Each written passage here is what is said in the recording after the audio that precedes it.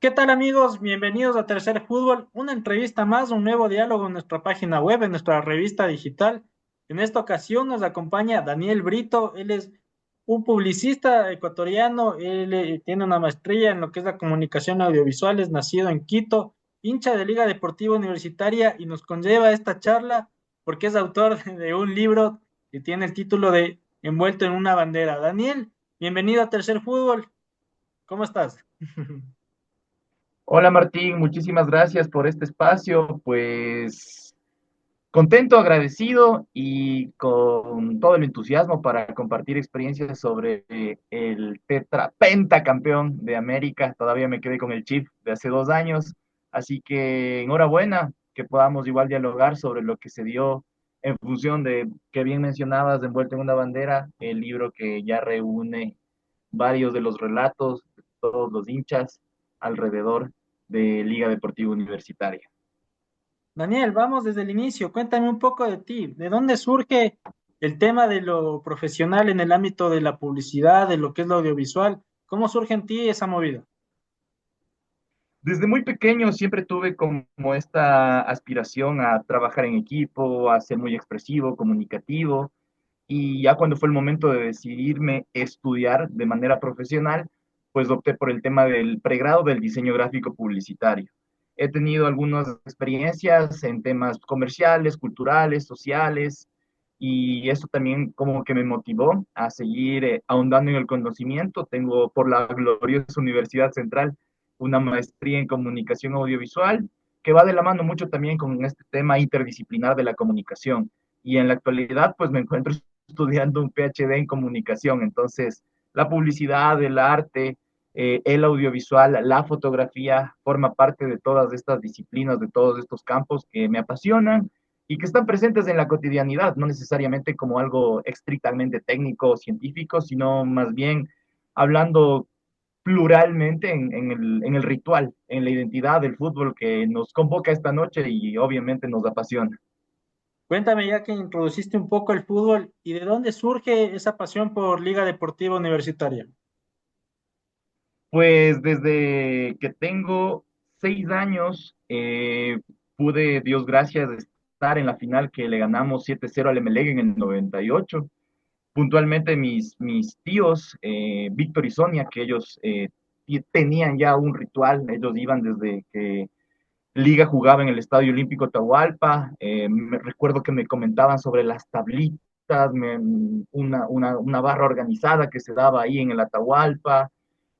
Posteriormente, cuando se funda ya Casablanca, también me contaban ellos que iban a la General Norte Baja, Norte Alta, y el momento en el que fue la final contra el Emelec, obviamente hubo mucha convocatoria, no pudieron ellos conseguir entradas, y la historia dice que pudieron conseguir una General Sur. Y claro, en ese momento estamos hablando de que el estadio tenía un par de años de ser fundado. Si no mal me equivoco, creo que fue el primer título que Liga celebra en Casablanca. Recordaremos que el 90 fue el que le ganamos igual en el Atahualpa con goles de Berrueta. Entonces, claro, para mí era un niño que apenas estaba como aprendiendo a formar su carácter, a tener un poco de toma de decisión, ver todo el tema de las banderas, de los bombos, de los cánticos. Tengo esta experiencia bastante clara porque yo lloraba en realidad pasado el 5-0, yo ya lloraba no de la emoción, sino más bien del susto que era escuchar todo ese coloso retumbando los goles de Ulises, del tanque, y yo la verdad es que les decía a mis tíos, ya por favor, ya no griten porque me asusto, estoy llorando y temblaba, yo tengo recuerdos de que ya estaba atemorizado por el estruendo de que gritaban, ¿no? Y claro, esos estruendos, esos gritos, esas expresiones, hoy por hoy me permitieron a mí luego ya con la profesión irlo como categorizando, identificando y aplicándolo en el libro, que es finalmente eh, los cánticos, las arengas, las barras que en ese momento Muerte Blanca estaba ya territorializándose en la sur. Y yo recuerdo también que en medio de eso había también hinchada de Melec. Recuerdo así entre sueños. Claro, tú sabes, el licor forma parte de la idiosincrasia ecuatoriana, entonces sí iban y venía por ahí una que otra botella, los goles que no paraban de llegar igual, entonces la pasión desde ese momento, una tarde mi viejo me llevó y la vida nunca más nos separó, en mi caso fueron mis tíos. Juntemos las dos cosas, tanto tu plano profesional, el plano pasional del fútbol. ¿De dónde surge la idea de sacar este libro fotográfico, este libro que se titula Envuelto en una bandera? Gran pregunta, querido Martín. Como sabes, parte de los cánticos, nosotros en Ecuador tenemos una influencia rioplatense importante, envuelto en una bandera de este cántico que desde estas influencias lo han escrito, lo han cantado en versión murga, pero también lo hemos adaptado acá a la ritualidad de Ecuador. Entonces, la hinchada Alba tiene esta canción y cuando ya pasen los años, ya nadie se acuerde de mí, miré en un cajón rojo y blanco paseando por las ciudades, envuelto en una bandera del único santo que amé. Entonces, claro, para mí era como súper importante plasmar esta parte eh, eh, icónica, conceptual, emotiva, que me entusiasma a través de lo que yo estaba estudiando en su momento para titularme en la Universidad Tecnológica Equinoccial, pues debía generar un producto aplicable además de la tesis de investigación.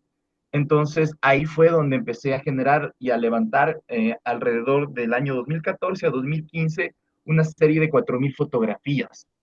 ¿Ya? Todo esto lo realicé en territorio, es decir, estadios en Quito, fuera de Quito. En ese momento Liga no tenía competencias internacionales más allá de las regulares, entonces no tuve como la accesibilidad de viajar con el equipo fuera del país. Sin embargo, en el libro pues constan ahí varias fotografías tomadas en Guayaquil, en Cuenca, en Riobamba, y esto le da también como una segmentación, un acontecimiento al estudio como tal a través de la semiótica. Entonces, el libro conceptualmente tiene el nombre de una barra, pero al jerarquizarlo por capítulos se va desprendiendo como esta parte iconográfica que es del estudio de signos y símbolos, se va también como puntualizando el tema de la cromática, cómo estos signos van dialogando en función de los tatuajes, en función de las pulseras, en función de la comunicación no verbal, que es parte también reflejada en la corporeidad, es decir, cómo los cuerpos, las manos, las expresiones paralingüísticas, no estoy hablando para nada de algo paranormal, sino más bien es la ubicación donde los cuerpos están ubicados dentro de las graderíos, dentro de las localidades del estadio. Y eso también ejerce un poder. Y por supuesto, una relación, una interacción más que un poder. Y por supuesto, también tengo un capítulo que eso ya lo posicioné, yo lo indagué, lo profundicé gracias a la maestría en comunicación audiovisual por la Central, donde incluí el tema de la identidad femenina.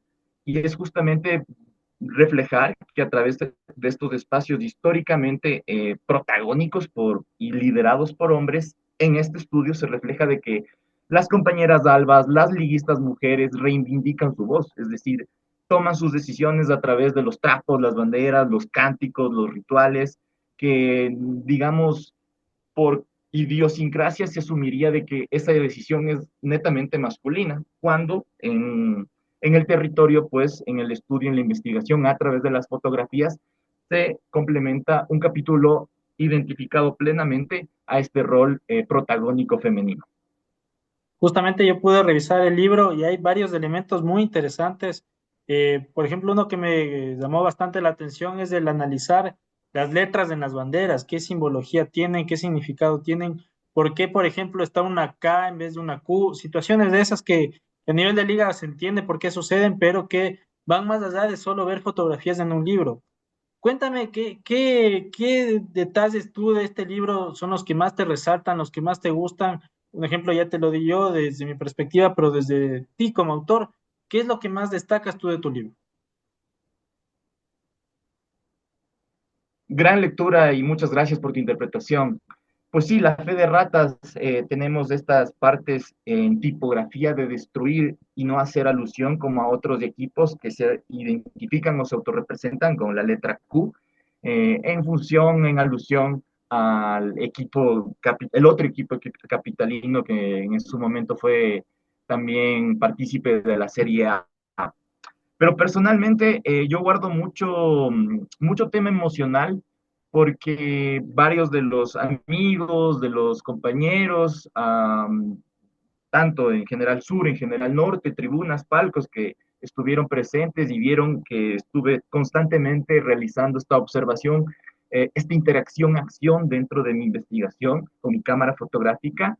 Eh, Corroborarán de que había en su momento compañeras, hinchas de liga mujeres, que más allá del sentimiento, que obviamente es algo muy valioso y muy importante, ellas representaban quizás a una familia, tenían ciertas condiciones económicas, muchas veces limitaciones de salud, y poder fotografiar, poder viajar con ellas 8 horas, poder llegar a una previa en el estadio Modelo, en las Avenidas de las Américas, en Guayaquil, ir caminando con ellos, ingresar al estadio Monumental, y con el tiempo dar como este valor esencial a este color, a este ritual, a la forma en cómo estas personas interactuaban, a estas chicas hinchas de liga, cómo interactuaban a pesar de sus condiciones de salud. Y con el pasar de los años quizás volvernos a encontrar, pero ya no físicamente en el tema de hablar con ellas, sino más bien con sus padres, con sus hermanas, y lamentablemente saber que ella ya falleció, por ejemplo. Entonces, saber que ese sentimiento, saber que esa pasión, como te explicaba, esa ascendencia de su familia, esa tradición de ir al estadio, todos estos elementos configurados en una fotografía, tú sabes, del atardecer en Guayaquil es extremadamente bonito, combinado con la cromática y la luz que nos brinda esos momentos a la hora del atardecer, creo que forma parte de la ritualidad extra del sentimiento del ingrediente, yo diría 100% afectivo que uno le tiene a la fotografía y a través de la imagen, pues obviamente a Liga. Yo también destacaría algo que me gustó mucho y de verdad que empecé a notarlo gracias a la revelación que se dio en la publicación en el Museo del Fútbol en Sao Paulo, Brasil, es que la industria cultural allá probablemente nos lleve unas poquitas cuadras de adelanto a lo que nosotros estamos acostumbrados en nuestras lógicas de consumo cultural, que no estoy diciendo que sea mejor allá o sea peor acá, cada uno tiene sus propias representaciones, pero sí pude visualizar, por ejemplo, que, claro, yo un poco de manera casi que a ciegas, sin, por supuesto, tener un guión, sin tener como previamente la asesoría o la... ¿Me sigues? Sí, sí, claro, te estoy ¿Me escuchando. escuchas Sí, perfectamente, sí, verdad? sí, de verdad. Ok, sí, perfecto. Te decía y recopilaba que la industria cultural tiene como otro tipo de elementos que van más allá del ritual del fútbol. Y probablemente nosotros no lo dimensionemos en el sentido en cómo en Sao Paulo pues disponen justamente en el Estadio Pacaembu todo un aparataje, la política pública funciona para que a través de estos espacios los hinchas, las familias, sea un punto de encuentro y se realice a través de la opinión pública. Yo te decía que cuando iba a realizar este trabajo, pues no tenía un guión, no tenía certeza de con qué o hacia qué signos, hacia qué símbolos me iba a enfrentar. Era desafiante también por ejemplo, encontrarme en ciertas previas, en ciertos estadios, donde los hinchas de provincias generalmente se convocan y se motivan a ir. Y quizás tú no los ves con frecuencia todos los días, porque obviamente vivimos en distintas ciudades, pero entender cómo toda esta configuración, todo este ritual del fútbol, toda esta cultura popular, que posiblemente nosotros desde la capital la asumamos como aquella que vemos en Ponciano, aquella que vemos en las previas de alrededor de las calles John F. Kennedy, Claro. pero ir ir fuera de la ciudad y darme cuenta que esta industria cultural, este consumo del fútbol, se presenta a través de otro tipo de elementos como estas representaciones de otros hinchas de otras partes del Ecuador y tienen otras historias que contar.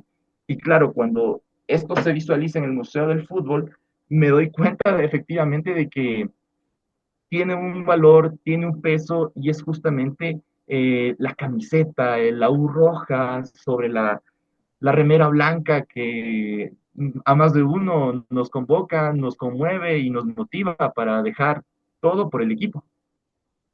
Muy interesante, Daniel. Veo que tu libro es una prueba de que la academia puede desenvolverse de alguna forma en lo que es el fútbol.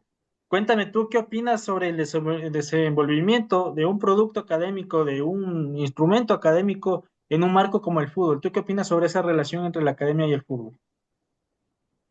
Es linda tu pregunta porque de hecho hay varios filósofos, autores, literatos. Yo quisiera empezar pensando en aquellos que rechazan al fútbol como un elemento que emerja, que exprima o que arroje algo valioso o sustancial hacia el tema, incluso mismo de la cultura o de la sociedad.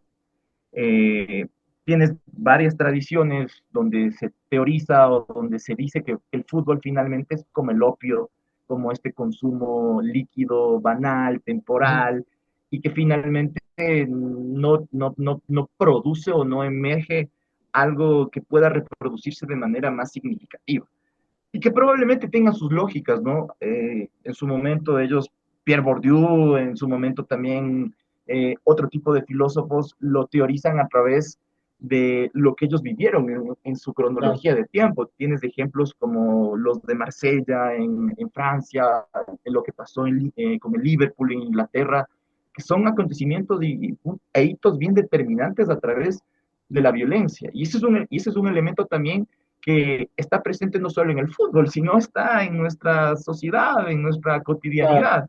E independientemente de que seamos latinos o que esta Eurovisión esté ahí presente. Pero por supuesto que también hay otros literatos, Galeano, Borges, Pablo Alabarcés, que también fue una referencia súper importante para mí para realizar el tema de mi marco teórico, mi espina dorsal investigativa porque te permiten arrojar herramientas. Como te explicaba, yo no tenía un guión, yo no tenía claro en qué momento nosotros teníamos que bajarnos a hacer el aguante, la previa en el estadio modelo, ir caminando, en qué momento íbamos a tener que estar esquivando tal vez ahí algún elemento, un objeto como botella de la barra rival, y estar pendiente de cómo también los signos forman parte de estos escudos, de estas fuerzas de choque y también estar fotografiando eso, un poco estar Sí. pendiente también, precautelar mis equipos, mi integridad, pero cuando entiendes que existen herramientas, que existe una motivación desde el espectador hacia el espectáculo del fútbol, pues es muy válido todos estos tipos de instrumentos donde tú puedes, como te mencionaba, tener una observación participante, y ver finalmente cómo la academia termina dándote otras herramientas para entender la realidad. Y creo que el fútbol es justamente el reflejo de nuestro diario vivir. Claro. Y la academia y el fútbol siento que van mucho de la mano en función de entender cómo, de acuerdo a cada coyuntura, se van trabajando, se van reconfigurando y nos representamos ahí. Igual desde la misma perspectiva, quizás del lado académico, del lado investigativo, cuéntame, en una cancha de fútbol, en un estadio, ¿cuáles son los componentes audiovisuales? ¿Cómo se desenvuelve esa comunicación no verbal en un estadio, en una cancha? Yo recuerdo desde que tengo uso de razón que el aplauso, la, como te decía, la posición en donde tú te ubicas dentro del estadio. Hablamos también, por supuesto, incluso del lenguaje no verbal, es decir, a través de tu reacción casi que impulsiva por un fuera de juego, por el mismo gol, termina dándote a ti un momento y un espacio, una oportunidad de representar. Y con el tiempo, pues evidentemente con la influencia, con la industria cultural, como te mencionaba, tenemos una influencia innegable rioplatense, la inclusión de las murgas, la inclusión de los extintores, la misma exclusión, recordemos que en su momento, 2014-2015, el anterior dirigente de la FED había decidido quitar justamente todo el tema de las murgas, todo el tema de los extintores, todo el tema de los trapos, porque bajo estos razonamientos simbolizaba una forma de hacer una apología a la violencia. Y claro, recuerdo frases como si es con liga, te metes conmigo, como un hashtag en redes sociales y demás. Pero esa comunicación, poco a poco también, como va perdiendo, digamos, estos elementos, también los va recuperando. Y recuerdo también en una noche sudamericana, lamentablemente Alves erró un penal contra River Plate. eh, no había cómo prender bengalas, pero la gente se había organizado para descargarse apps que simulaban tener como linternas potentes. Entonces eran otras formas ya digitalizadas de volver a tener como estos códigos de representación.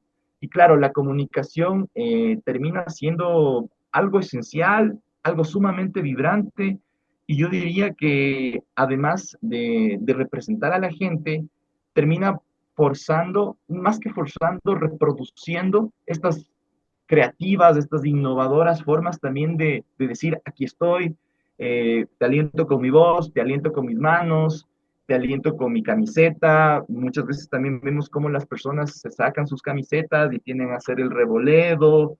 Eh, Hay un apartado en la tesis de Gabriela García Moreno, que habla, por ejemplo, de que todos escuchamos igual con los bombos, ¿no? Que se saquen las camisetas, es como el mismo ritmo de que se paren los de liga. Sí, sí.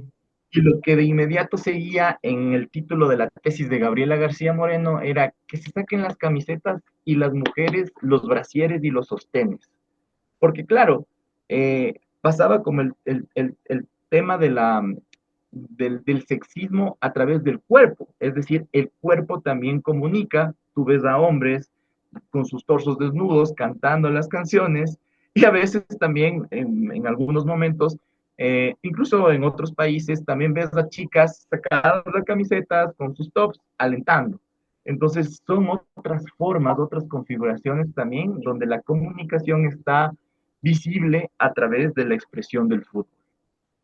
Es una de las temáticas en tu libro, ya lo venías explicando en las anteriores respuestas, pero ahondemos un poco en aquello de la feminidad en el fútbol, en la dinámica del fútbol masculino, pero con la presencia de mujeres. ¿Por qué tú planteas esto en tu libro? ¿Cómo observas esta situación tú? Claro, yo tenía, digamos, una sospecha, una hipótesis de que los espacios estaban heteronormados. Esto significa de que las decisiones se tomaban a partir de una visión desde un hombre. Pero cuando empiezo a realizar, y obviamente el tiempo y los plazos de entrega, con las fotografías que yo iba recopilando, pues ya me permitió a mí organizarlos, codificarlos para la tesis de pregrado. Pasaron los años y luego cuando estudié la maestría en audiovisual, fui entendiendo de que la categoría del género, y sin tener una alusión a que se deba estudiar o no la ideología de género, sino más bien, en mi caso, entenderlo cómo se introducía a través de estas performatividades en el fútbol, en el espectador, en el hincha. Entonces, claro, era muy evidente de que habían trapos, habían expresiones que no necesariamente estaban masculinizadas, pero sí emergían desde la identidad femenina. Es decir, las hinchas albas, las hinchas mujeres, tenían sus propios códigos, sus propias respuestas, sus propias reacciones para saber expresar su amor, su interés, su ritualidad por el equipo. Y fue bastante interesante porque al momento que empiezas a hacer esta investigación, te das cuenta de que esto no solamente pasa con la hinchada de Liga Deportiva Universitaria. Tienes ejemplos como en Colombia, con las Leonas de Santa Fe, Millonarios. Brasil también es un referente en este tema bien interesante porque eh, justamente ahora tenemos como una narrativa muy vigente de que el fútbol femenino promueve y genera otro tipo de motivaciones, otro tipo de consumos culturales, pero ¿qué sucede con el espectador? También hay una importante familia de hinchas, mujeres, que muchas de ellas, por ejemplo, han decidido tomar riendas en el tema del periodismo deportivo, en espacios formales de comunicación, otras desde sus propios medios digitales. Entonces, te vas dando cuenta de que la identidad femenina toma roles protagónicos a través de espacios que históricamente estuvieron dominados por hombres. Y esto completamente alejado de un debate de que el feminismo o existe machismo, porque bastante claro tenemos el debate que está ahí, pero las mujeres, la identidad femenina tienen un rol protagónico y es evidente de que no necesariamente esto ha sido así. Es decir, este espacio en tensión, este espacio en pugna, ellas se las han ido ganando y esta voz, esta acción, esta participación toma un lugar significativo, como bien mencionas en el capítulo de mi libro. Daniel, para ir cerrando, cuéntame un poco, ¿cuál es tu sentimiento por Liga? ¿Qué implica Liga en tu vida? Ligas del amor de mi vida, esas son una de las primeras hojas que menciono yo dentro del libro. Eh, Cuando yo he tenido, digamos, momentos bastante difíciles, bastante complejos en temas personales, profesionales, ir a la cancha, tener como todo, todo el respaldo, siempre lo he sentido como mi familia, lo he sentido como un momento y un encuentro especial. Estas son palabras de quien en paz descanse, don Rodrigo Paz Delgado, y pues representa a Liga todo lo bueno, todo lo resiliente, todo lo que en algún momento, si es que yo quisiera decirles a mis nietos, si es que en algún momento alguien quisiera referirse a mí, me encantaría de que sea del rojo y blanco, me encantaría que hagan una alusión a que Daniel era hincha de Liga, le seguía con todo el ritual, cantaba, arengaba, porque básicamente Liga Deportiva Universitaria es sinónimo de alegría, es sinónimo de orgullo, es sinónimo de felicidad y envuelta en una bandera también refleja esta parte emotiva, afectiva, familiar, esa tradición que muchas veces dentro de nuestra cultura popular la damos por normalizada, pero cuando la identificamos, la organizamos y la exponemos a través de recursos o de productos editoriales, estas partes emocionales casi que abstractas empiezan a tener como un color, una forma, un sentido, y Liga es mi promesa de vida. Ahora sí, la última pregunta que se me acaba de ocurrir con lo que me estabas contando. ¿Qué sentimiento tienes tú como hincha, como también una persona que se desenvuelve en lo académico, de dejar un documento que trata sobre algo que es muy importante en tu vida? Maravillosa pregunta, querido Martín. Pues creo que es entregarte, abrirte esta parte íntima, valiosa del corazón, del alma, de la esencia, del sensorium, para que muchas otras personas, y siempre lo he dicho, el libro poco a poco se fue desarrollando en función de que sea más plural. Es decir, no necesariamente tú tienes que ser hincha de liga o no necesariamente tú debes gustar del fútbol como tal. El libro está configurado, está estructurado, está diagramado, diseñado para que sea accesible, para que no sea como un fanbook, para que no necesariamente sea como algo 100% de autor, porque conforme pasaban los años, sí, inicialmente para mí significaba como esta potencia, como esta afirmación, esta corroboración de que Liga es mi vida, pero resulta que detrás de que Liga representa lo más valioso de mi esencia, eh, hay otros valores que afirman o me permiten entender esto. Algo inexplicable, como dicen los cocos de los muchachos. Y esto ayuda a que gente que no sea hincha de liga, gente que no disfrute del fútbol, pueda ir entendiendo cómo madres que están en gestación de sus hijos, pueden dejar un momento sus trabajos, sus actividades diarias, ir a la cancha, viajar con el equipo e ir entendiendo justamente cómo la hinchada se transforma en